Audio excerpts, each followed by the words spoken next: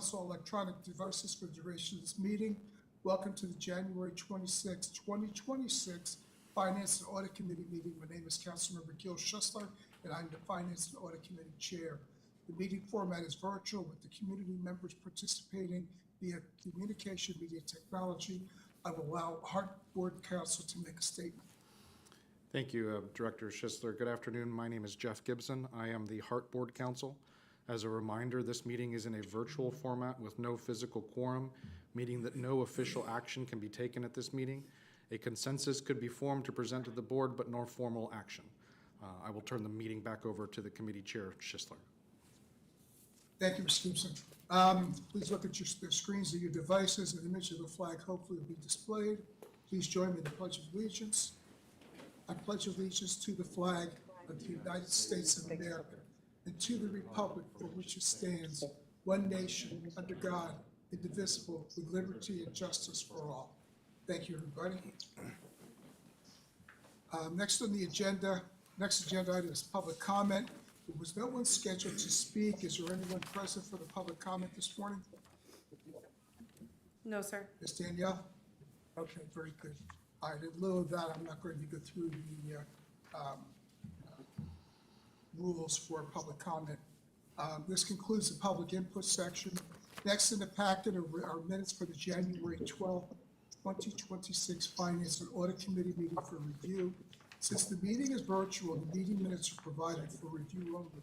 Please indicate if there's any proposed corrections. Staff will make them for the approval at the next scheduled committee meeting. Are there any objections or comments that need to be made at this point? Appearing to be none. We'll move on to the discussion item.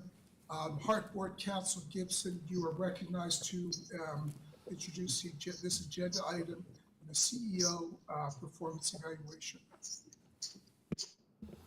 Thank you, Director Schussler. You'll recall that we are meeting here sort of at the direction of the board as a whole. We are going to be going over some data that the board members asked that staff prepare. I'm going to be presenting this, but I will be 100% honest. The bulk of the work was done by staff, and I really want to thank the HART staff for digging all this data up. Lena, do you mind putting up or Danielle? What we intend to do is present this data to you, this committee, and get feedback from you on whether or not this is the form and format that you like to be present to the full board, or if there's any feedback that you have for us and staff before we then disseminate it to the board members for their review and then for discussion at the next board meeting.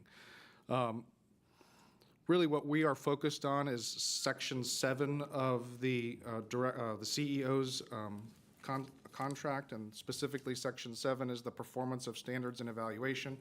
There really is a two-part review that takes place. Number one is the standard merit increase consistent with what is budgeted for non-bargaining employees.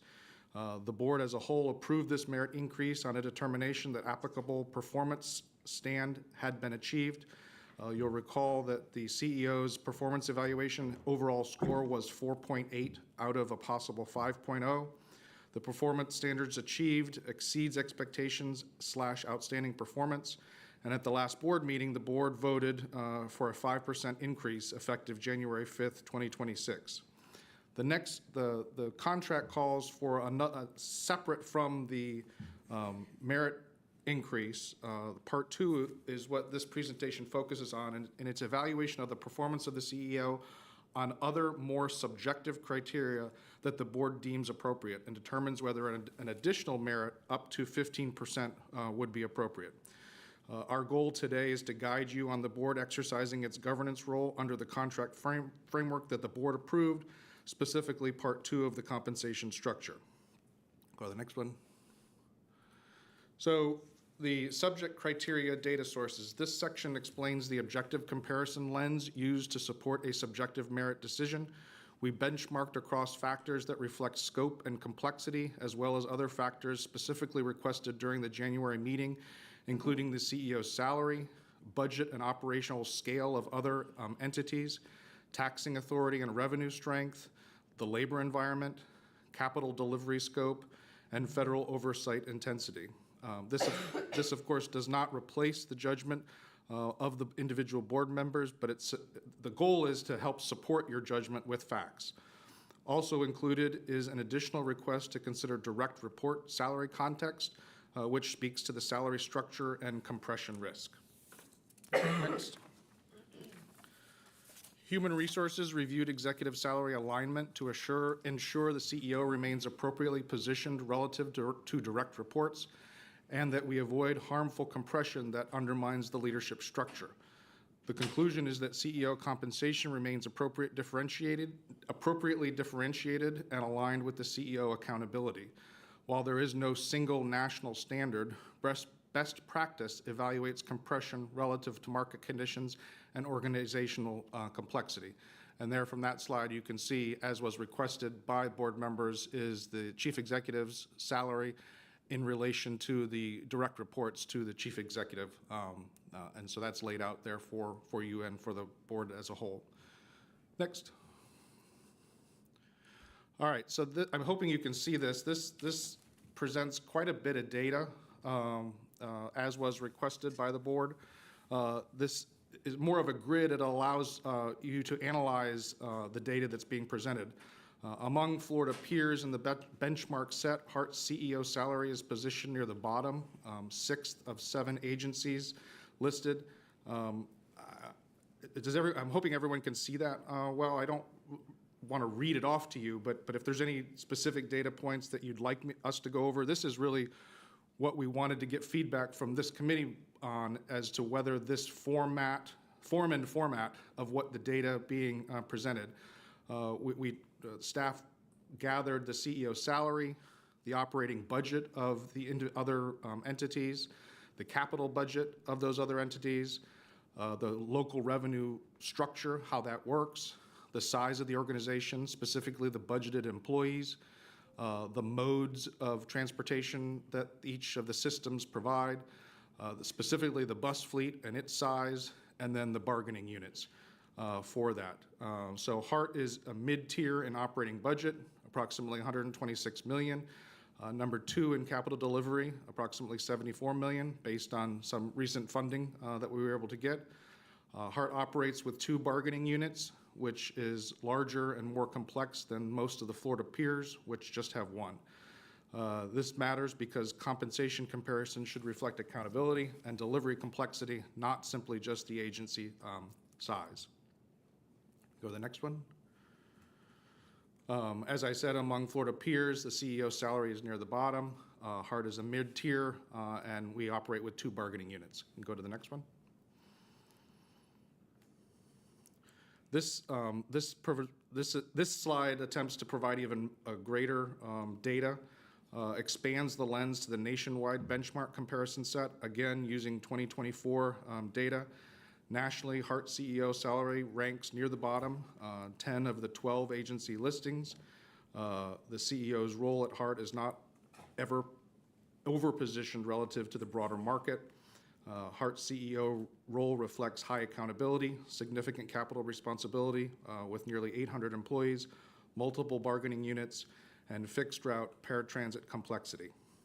And so again, this slide presents data regarding the salary, operating budget, capital budget, revenue sources, the size of the organization, the modes of transportation offerings, the fleet size, and then the number of bargaining units. So I will turn it back over to the chair for a discussion on moving forward and how this committee would like the data presented, if not this way, in a different way, so that then, like I said, so that we can then disperse it over to the board members as a whole. Okay, thank you, Mr. Gibson. Questions that jump out from anybody right off the bat? Anybody? Speak up, because if I'm on this, I can't see the. Yeah, no questions on what was just presented from me. Chair, this is Melanie, Director Williams. I think I'm gonna need that document. um, I need to view it again because there were a lot of numbers in categories and maybe some discussion on what should we key in on. I know there's a mid-tier. We talked about, bottom tier for a salary and so forth. So what was the thought process, or what are they thinking in regards to budget, and after they had a view of other comparisons in regards to within Florida, outside of Florida, understanding the realm of responsibility, union, not specifically looking at the head count, but I guess, the reach and so forth. What do you gather? So it's a lot of information there. I may need a few more minutes to look at it. Danielle, could you put the board back up, please? The PowerPoint, or whoever's got control over it.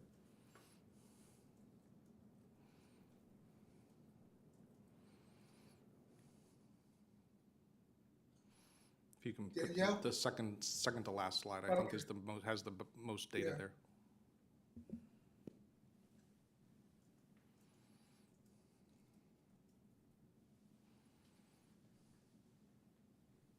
There we go.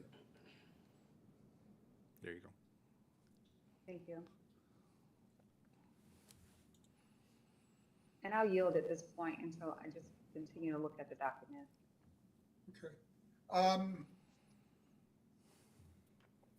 Again, keep in mind, this covers regional all over the country. You've got Jacksonville, you've got Cleveland, you've got Pittsburgh. Just curiosity, who was the CEO that was recruited from HART for Pittsburgh? Anybody know? It was Catherine Egan. Catherine Egan. Well, that's a long time ago. Okay. We got Cincinnati, New Orleans, Louisville, Kentucky. I might have just one question on the current pay, if I may. Yes, please. Thank you. I know this slide is filled with data and we need a few moments to just go through it, but on the previous slide, slide 4, it listed the current pay at $267, I think it was. And that is reflective of the 5% increase approved in January's board meeting. Correct. And can we just, maybe my numbers were wrong. For some reason I had 245 previously, and then I applied a 5% on it, so I come up with 257. I suspect my math is wrong, but is it currently 267 following the 5% Yes, so it's 245 and 24, with a 4% increase last year, took it to 254.8, and then the 5% this year took it to 267.5. Very good, thank you. Bad data. Those were all budgeted merit COLAs, I guess.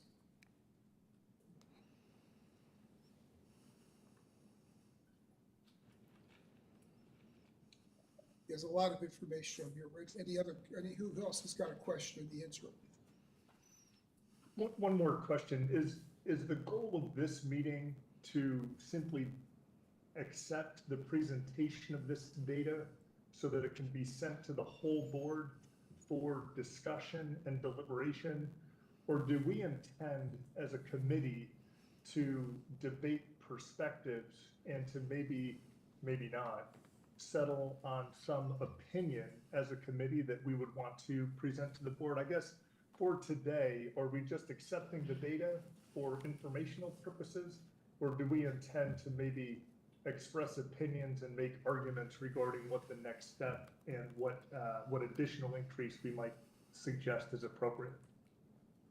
Okay, generally speaking, the Finance Committee will take financial issues. We will listen to staff's recommendations and so forth, and then we as a committee either approve it, and that giving it a positive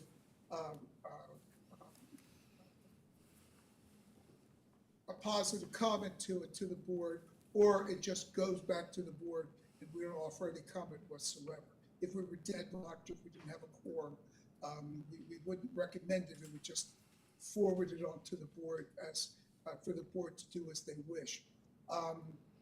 Several members of the board, during the meeting, several members of the board requested to come back through the committee, and this way we give us a chance to ask any questions, beat it up against the budget, make sure that it's not a budget buster, at the very ranges of a merit increase that could be made for it. It's, to answer your question, yeah, we're going to accept it, and we may form an opinion. We're not going to make a recommendation, but we might have an opinion that would go forward to the full board. And I think the only thing we can really do with that is, given we have 15 members of the board, or 14 now, we're going to have 14 potentially different opinions as to what should be done. And they're going to run the gamut, and God knows what some of the qualifiers will be on the individual board members. So one of the questions that was asked with the information to be supplied was the revenue source, the local revenue sources, which I'm not really sure what the value of that's going to potentially be or possibly be, but it is what it is. They asked the question, it's there. Although I'm not sure what an LOGT is. If anybody has an answer as to under the local revenue, I'm not sure what that is. Local option gas tax? I don't know. But if anybody, local, I don't know what the LOGT would be. But anyway, if anybody has an answer to that, that would be helpful. Levels of responsibility, as Jeff pointed out, I believe should have a bearing in it. Size of the size of the bus fleet, maybe, maybe not. Definitely dealing with multiple bargaining units is definitely trickier and requires a deeper level of understanding of the issues and dealing with the bargaining units than just the general size of the operating budget and capital budget.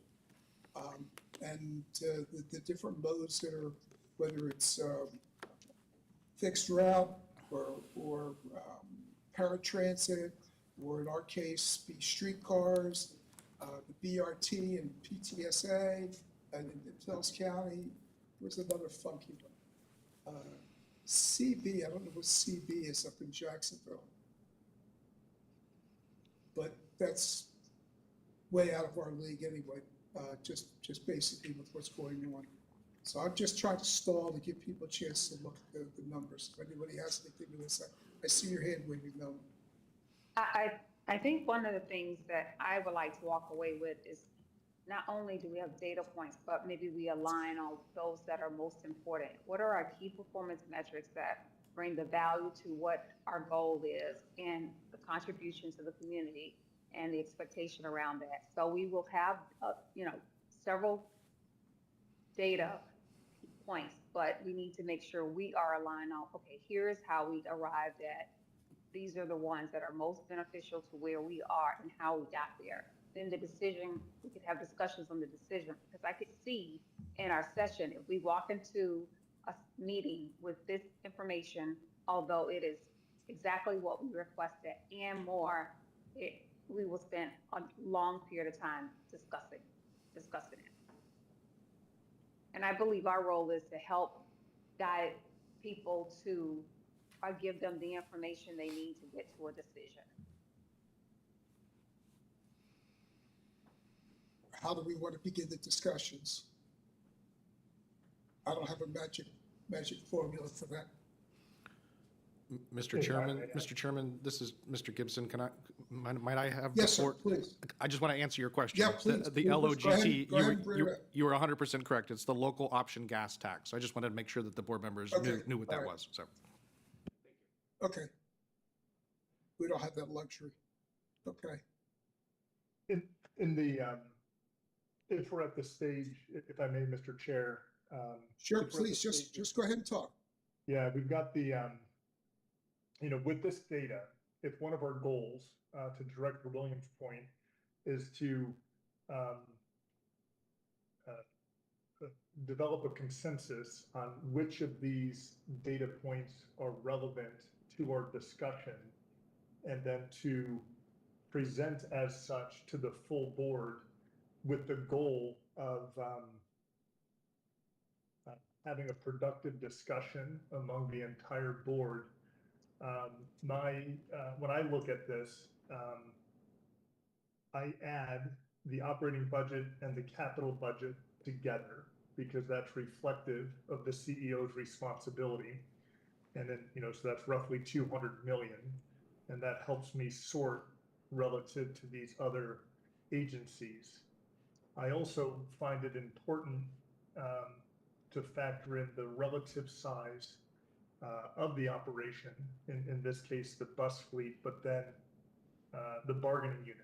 So those are the things that so the number of employees are important and relevant, as are the number of bargaining units. And so too is the total budget to include the capital budget. And I am of the opinion that there's an adjustment needed to reflect not only the performance of the CEO, but to also to consider the relative amount of responsibility that this role carries compared to its peers. So that would be my thought. Okay, so which, let's pick the top three. What would be your top three? For me, it's going to be budgeted employees would be number one. Total annual budget is number two. And then the third item, to keep it within three, would be, I guess, take into consideration the other items, the number. We have 2 bargaining units instead of just 1. That is complex. We experienced that last year as we needed to. So again, it would be the total employee size, the total budget, number 2, and then the 3, not to use this phrase incorrectly, but it would be a bit of a general category, a catch-all, so that we could argue the number of bargaining units, maybe the bus fleet size, et cetera. The local revenue source, to me, is not relevant. I think that's a question for the charter and for some other discussions, but not necessarily as it relates to the CEO's pay. Agreed. Ms. Williams, what are your thoughts? I agree with your thought process. I was just looking at, if we were to first and foremost just look at where we are in Florida.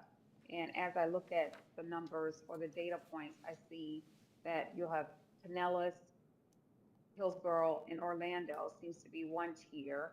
Then the next tier would be Miami, Palm, and Broward, and then Jacksonville will be, maybe a different tier. And then look at how we compare from that standpoint. I'm just,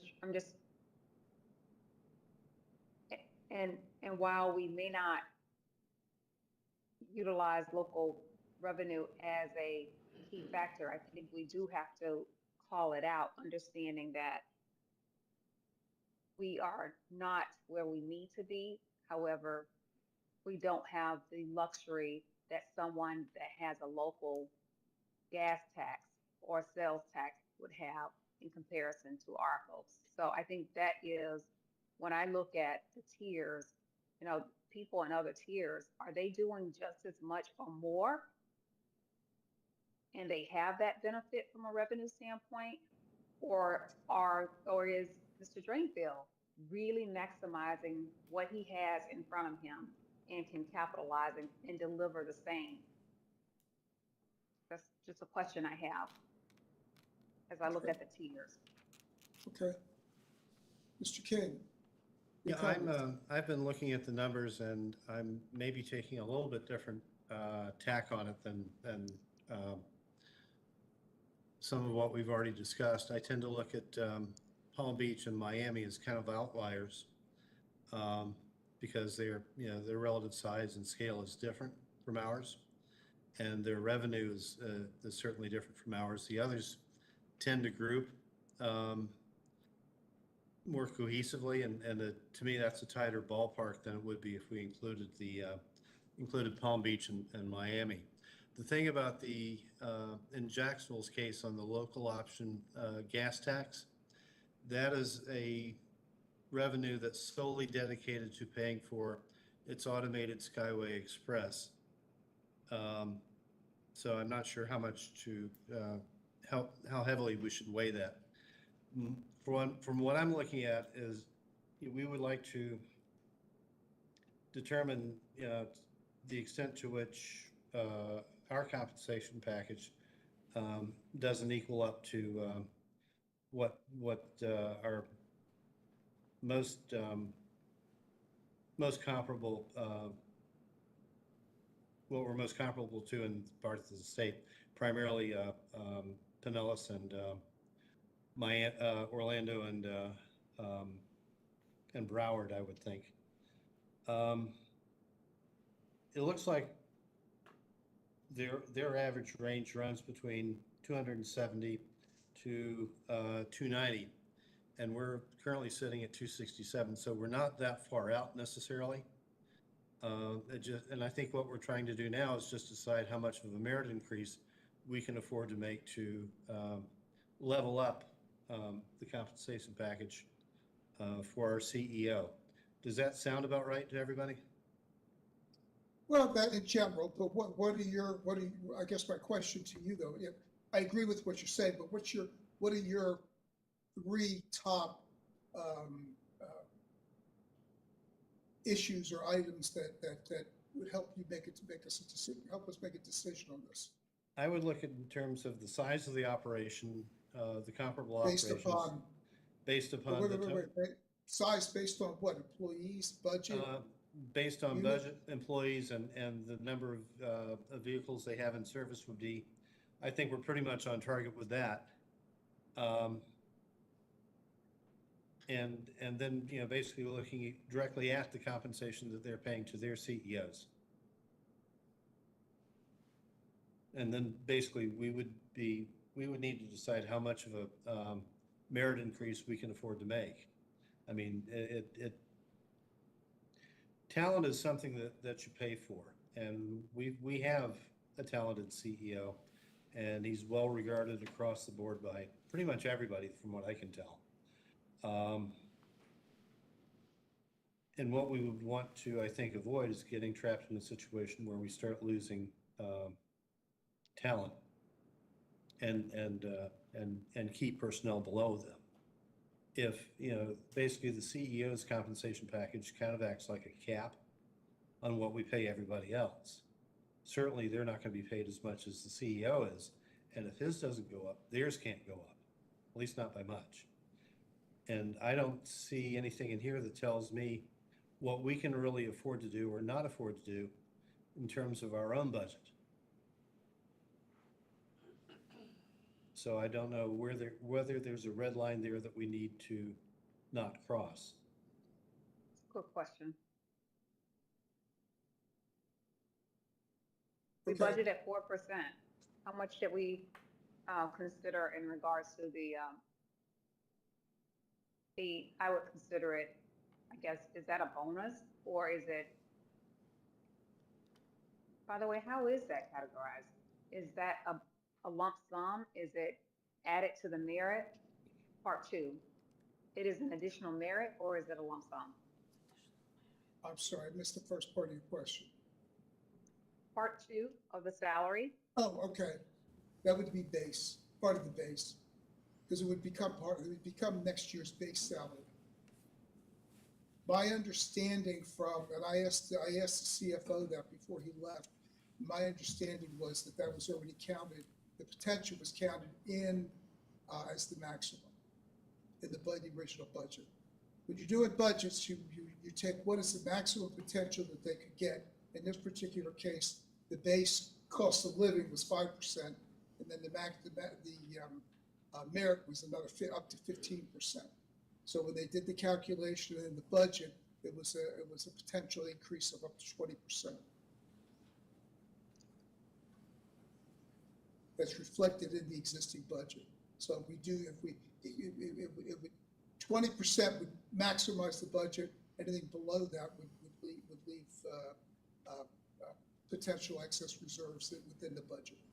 And to, if I may, just to make sure I understand correctly, there are two components to the pay increase, one of which we've already decided. Let's call that Right. That's the 5% cost of living, whatever you want to call it. We've approved that. Right. That's increased it to 267.5.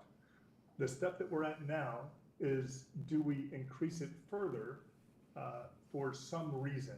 And it would fall into the merit category, and it would become part of the base salary that the CEO receives for 2026.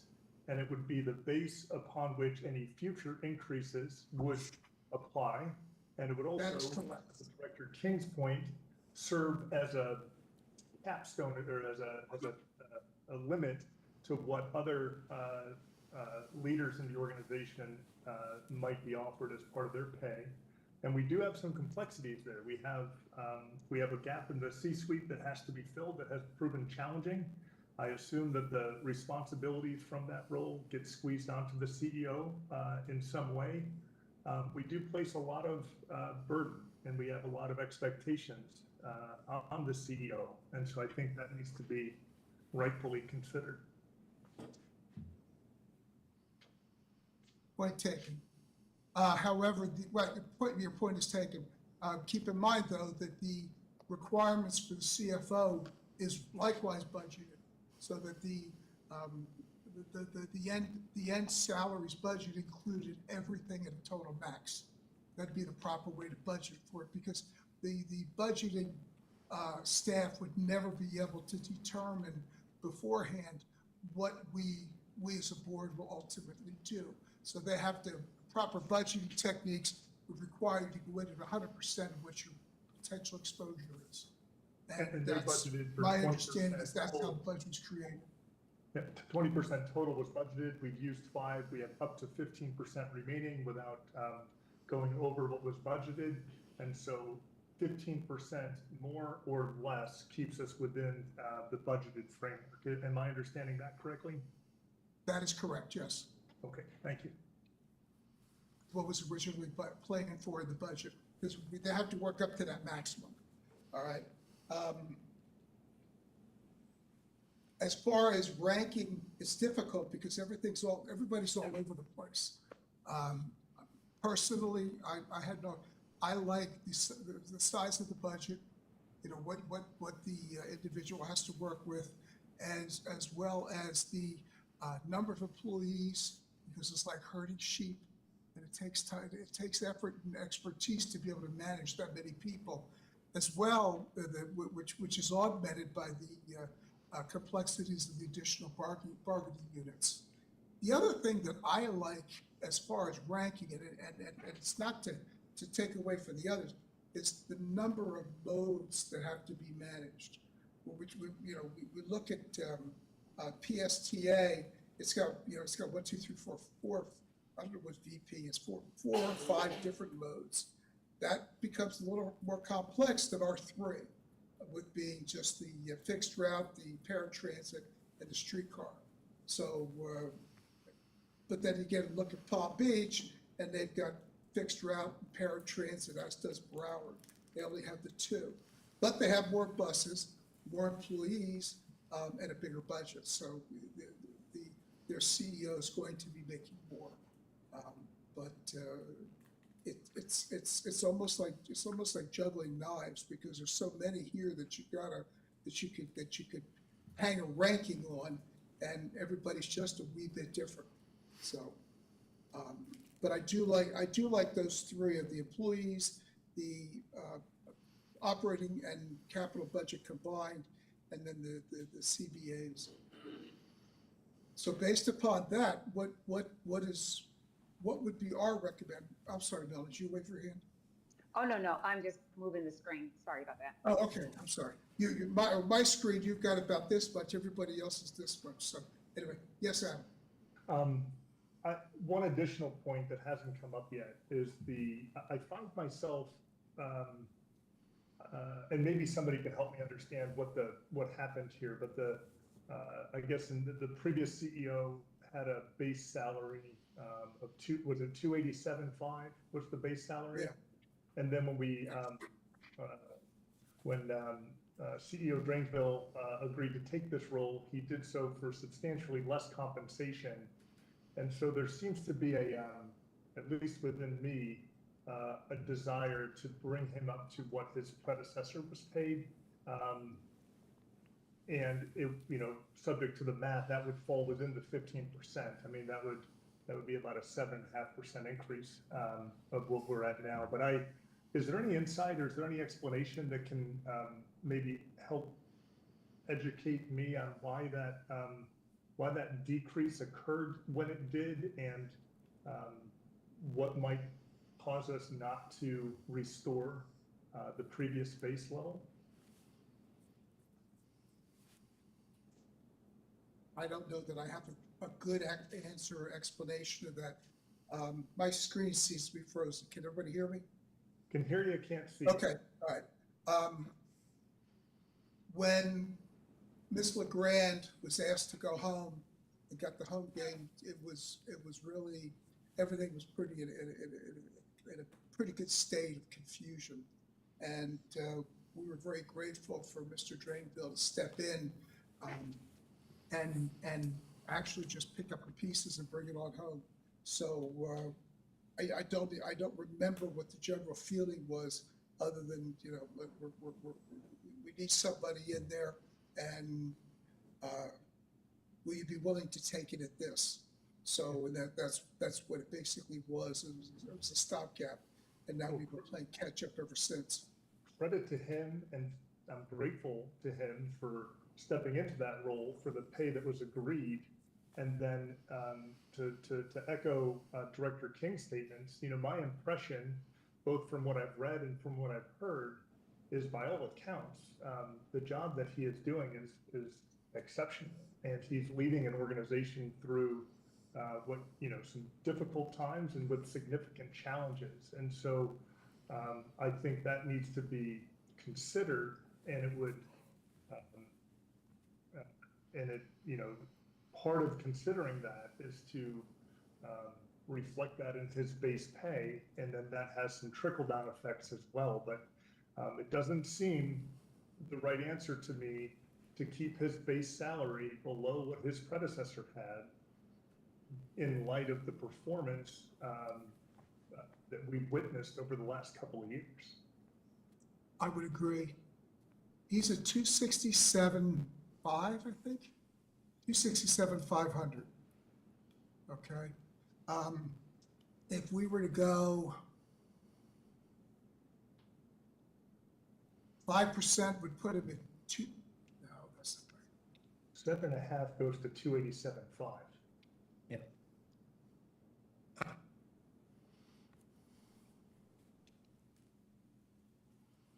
I don't think that, maybe, I know you guys are figuring out numbers here. I don't think it is, the comparison should be, what do we pay someone prior to that? Yes, it's a consideration, but I believe when Catherine left, she was making more than Ms. LeGrand. And Ms. LeGrand came in, and with her experience and background, if I'm not mistaken, she did not ask for as much as Catherine was making, so she was making less. And then he came in and through, I think we had Ben in there somewhere as well. There was another person. And he came in and he just wanted to, calm the waters.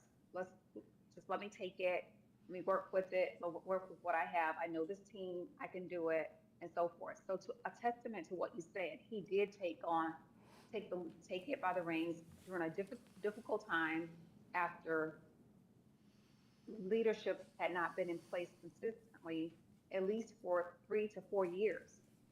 Correct. Can I ask a question at this juncture? Sure. And what exactly was the previous compensation? 285 or something like that. That shouldn't, and I agree with Ms. Williams, that shouldn't matter at this point. No, I'm just trying to, we're talking apples and oranges. I understand, but I'm just trying to get a relative gauge here. I mean, if Adams brought it up as a point of consideration, and as an abstract is one thing, but if you put it in concrete terms, then, you know, the dollar amount does matter. So 285? I believe that was the number. It was in that Well, range. 5% is going to put compensation at 278.25. 10% would put it at 289, which would be within the ballpark of that 285 figure anyway. So and I realize that our finances were in a state of disarray when Mr. Drainville took over. So he, you know, it was very generous on his part to take it at that rate. But I think we've stabilized things now. And if we can afford it, I think we ought to be able to at least bring it up to 285, which would be within, which would be about 10%, which would be within the 15% limit we have to work with. I agree. Well, 267,500 plus another 10% would be, let's see, 254. The 7% would get you to Yeah. 2. Mr. Chair, if I may, Please. I've just been provided the data, just so that all the board members have it. The last salary was 287.5, was what the last CEO's last salary was. And that was in Okay, 2022, right? That was effective January 1 of 2022. Yeah, so 40 years ago. And then Four. another point that's worth considering, at least in my opinion, because it might be said that when you compare this percentage to either non-contracted staff or collectively bargained employees, there is a difference in that the base of those salaries did not go down. They might have gone up more slowly, but the base did not go down. And so part of what, at least in my opinion, we need to consider here today and in the meeting next week is to restore the pay to what it maybe should have been, given the level of performance that we've witnessed.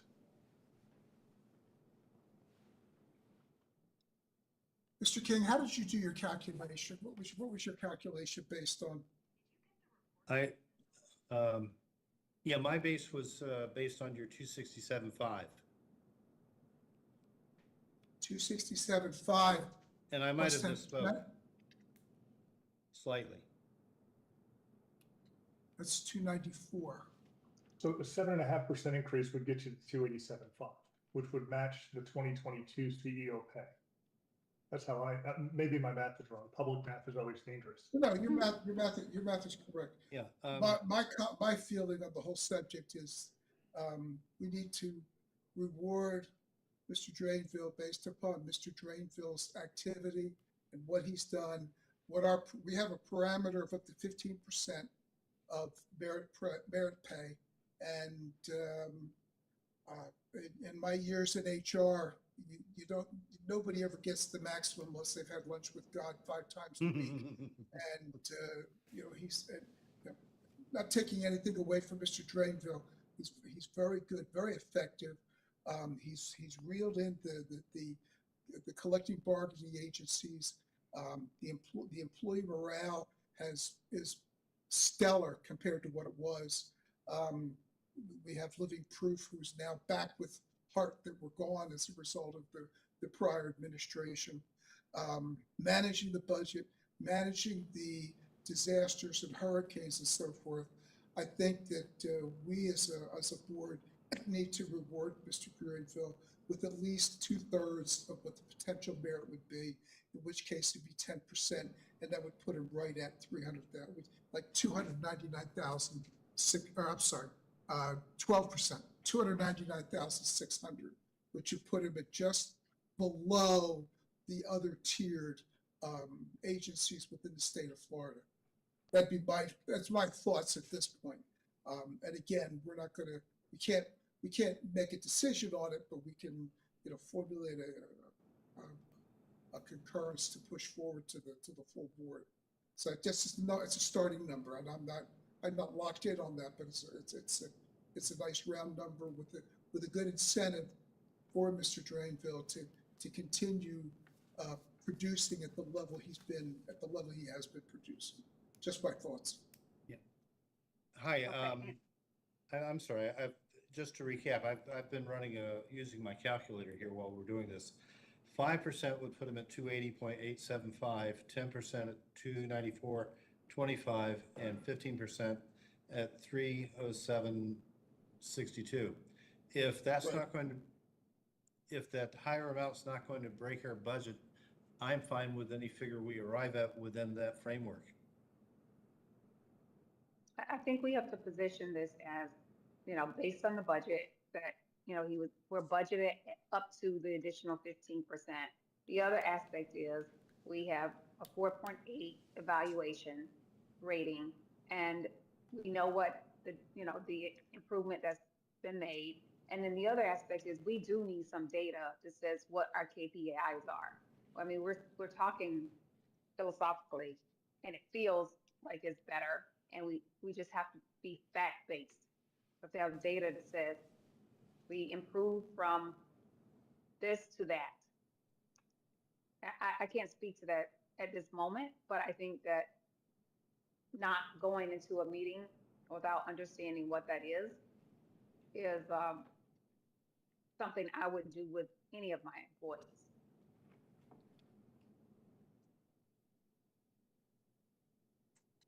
Does that make sense to you guys? Or Mr. Gibson? I lost you on the CPI. KPI. Excuse me? I lost you on the last part of your statement.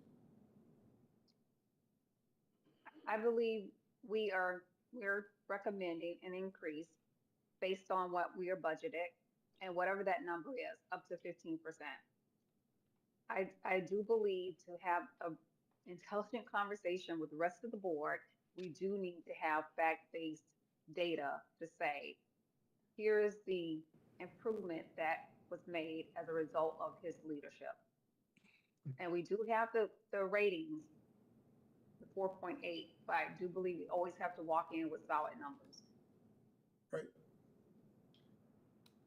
In the spirit of this conversation and the Director Williams point, the data to support this merit increase was included in the, at least in my opinion, in the 2025 performance review and the information that was sent out. And there were several accomplishments that were listed that were significant, in my opinion, and that were supporting of not only very high marks, but also those same elements support a increase in pay under the context of a merit increase.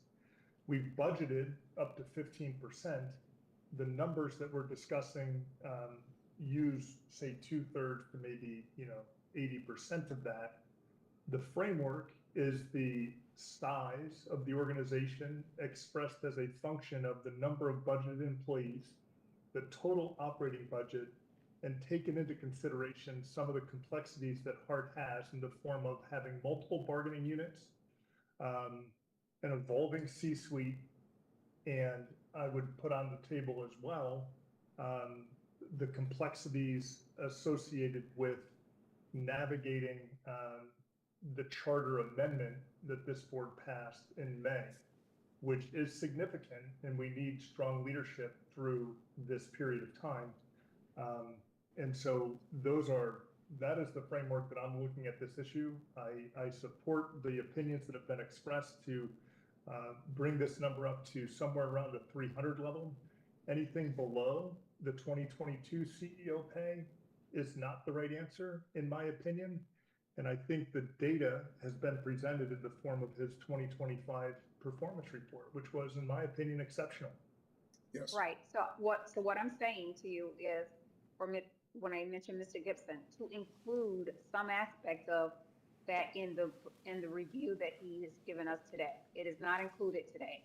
So he's asking, how do we want to show that information? So we need to make sure we point people back to what we said ourselves in the 2025 performance review. Jackie, can you put that in the chart? I can add the accomplishments, yes. Can't hear you. Sorry, yes, I can add the accomplishment, a few slides on the accomplishments from 2025. Okay. All right, so then well, we can go ahead and wrap this discussion up then. How do we want to present this then to the full board? Anybody got any thoughts?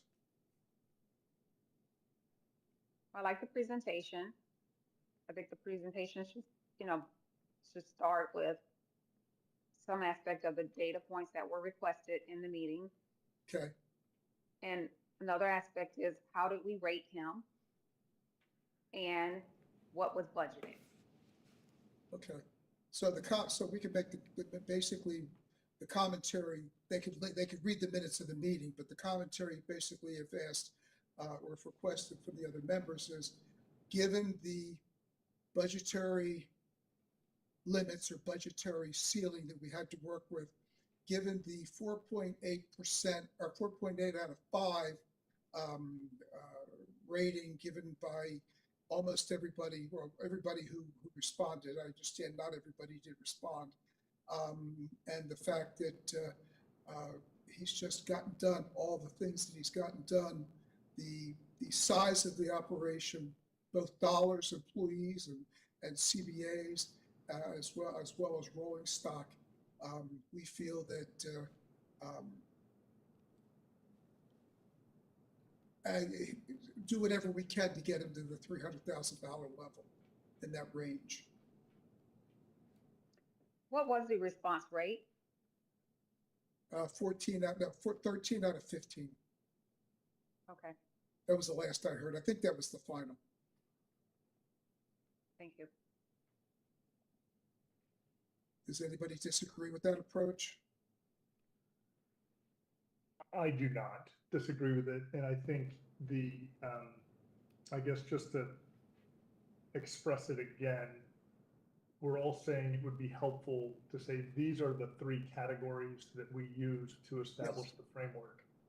The things that I've heard us all say are the size of the operation as determined by the total budget, the total number of budgeted employees, and then take into consideration the complexity of the operation, which include data points of the number of modes, the quantity of rolling stock, and the number of bargaining units. But that's our framework for evaluating it. Agreed. We recognize that we have 20% total, of which we've used 5, which leaves 15% that can be used in this merit context.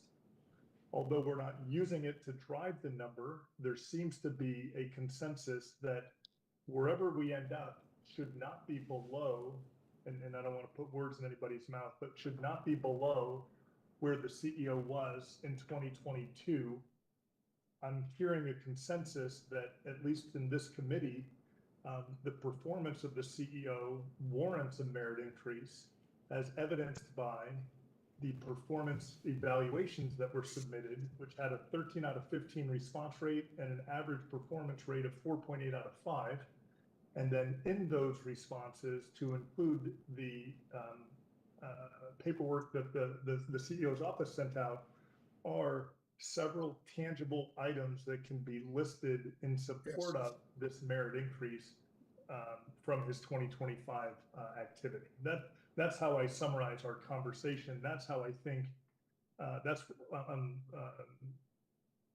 and I feel like that would be illustrative to the whole board to help shape this discussion and debate next Monday. Agreed. Mr. King, any comments? I'm pretty much on board with what you've outlined and what Adam have outlined, as well as Ms. Williams. I would like to see more of a statistical analysis of where HART ranks in comparison with its peers in Florida. If they could take the data that's on the slide and boil it down so we can make an apples to apples comparison, that would be helpful. We'll look into that. Ms. Jackie, can you summarize that from the transcript Yes, I can. for something to be used during the meeting? Okay, because I'll never remember all these concepts between now and then. Got other things going on. Okay, All right, I good. just- So we appear to be in consensus. We'll move it forward to getting to the full board. Mr. Gibson, then do you have any comments, or what do you think the next steps are? Or do you think we've done an adequate job with this? I think we've gotten direction from the committee, and I think Jackie and I will work on Okay. amending the presentation and getting it out to the board at large. Perfect. Okay, moving on, is there any old business? Doesn't appear. Any new business? Thank you, everyone. I appreciate you taking your time out of the Monday afternoon. This meeting is adjourned.